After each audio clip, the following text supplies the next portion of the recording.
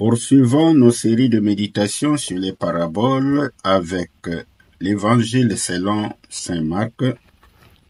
Ce 31 janvier 2025, le texte qui nous réunit est tiré de Marc, chapitre 4, les versets 26 à 34. Eh bien, nous vous invitons, chers lecteurs, à lire d'abord le texte avant de méditer et de partager avec nous pour que nous soyons au même diapason. Alors, de quoi s'agit-il dans ce texte? Eh bien, ce texte nous parle de la parabole de la graine qui pousse toute seule et aussi de la parabole de la graine de moutarde. Venons-en à la première parabole. La graine qui pousse toute seule, que vous pouvez lire au verset 26 à 29. Ce passage a quelques similitudes avec la parabole de l'ivraie en Matthieu 13, les versets 24 à 30. Mais ici, l'enseignement diffère passablement de celui de Matthieu. En effet, la raison se trouve dans la différence qui caractérise les deux évangiles. Cependant, cette parabole de la semence croissant seule, sans l'entretien de l'homme, est la seule qui soit particulière à Marc, c'est-à-dire qui ne se trouve pas dans les évangiles synoptiques. Dans cette parabole, Jésus compare le royaume des cieux à une moisson. Un homme, en l'occurrence Jésus lui-même, jette de la semence en terre, et le germe croît toute seule par le pouvoir de Dieu. Personne ne peut dire que j'ai fait pousser la récolte. Ainsi, dans cette parabole, deux éléments seulement sont nécessaires: les semailles puis la moisson. Entre ces deux activités, il n'y a place que pour la confiance en la vitalité de la semence et en la fertilité qu'engendre la semence unie à la terre. Cette parabole est aussi dite parabole de la croissance spirituelle. Alors, cette illustration nous aide à comprendre que Jésus est celui qui commence à s'aimer sur la terre des hommes. Son œuvre se poursuit avec ses disciples, et cela jusqu'à son retour. Pendant ce temps, il est monté au ciel où il attend revenir le moment convenu, recueillir tous les fruits des semailles, comme en Matthieu 13, verset 30. En apparence, il est comme l'homme qui, après avoir semé, ne s'occupe plus de son champ.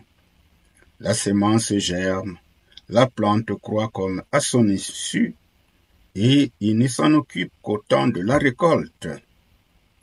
Cette parabole est une image du royaume de Dieu en l'absence de Christ, qui reviendra qu'au moment où il introduira dans le ciel ceux qui auront cru en lui lors de sa présence ici-bas, mais aussi ceux qui le reçoivent pendant son absence, mais aussi également ceux qui ont cru à Dieu avant l'arrivée du Messie. Alors, Dieu promet ainsi une moisson abondante et d'excellente qualité. La deuxième parabole, celle de la graine de moutarde.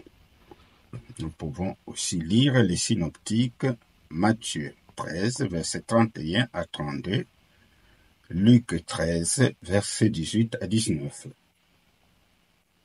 La parabole de la graine de moutarde ou grain de sénévé présente une autre forme extérieure du royaume de Dieu en l'absence de Christ. Au commencement, le royaume est semblable à une minuscule graine de moutarde. En clair, lorsque Jésus commence à prêcher, il n'y a qu'une poignée de personnes qui l'écoutent et le croient. La plupart le rejettent et les chefs juifs finissent par le crucifier. Mais ses disciples prenne la relève après sa résurrection et surtout à partir de la Pentecôte. Ainsi, par la puissance du Saint-Esprit, la petite graine devient une église immense qui se répand dans le monde entier.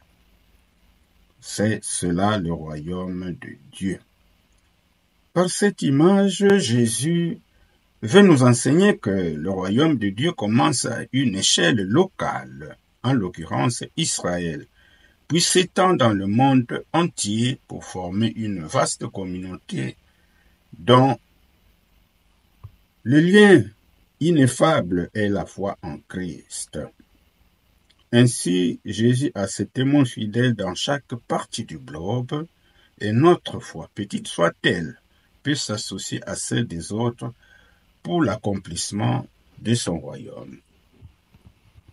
Bien, après avoir exploré les deux paraboles, quelle application à notre vie? Eh bien, notre témoignage peut paraître faible à nos yeux et que malgré les efforts, les résultats sont maigres. Mais gardons à l'esprit que la parole de Dieu est un extraordinaire agent de croissance. Continuons donc à servir et témoigner fidèlement sans nous laisser décourager par la sécheresse du terrain ou la présence de mauvaises herbes. Car le devoir du chrétien consiste de s'aimer, arroser et récolter. Bien, Dieu fait le reste, nous dit saint Paul en 1 Corinthiens 3, les versets 6 à 7. Voilà ce que nous avons pu explorer pour vous, que chacun de nous puisse approfondir la méditation pour que nous continuions notre marche ensemble. Nous vous invitons à toujours liker, à partager et à nous abonner. Que Dieu vous bénisse.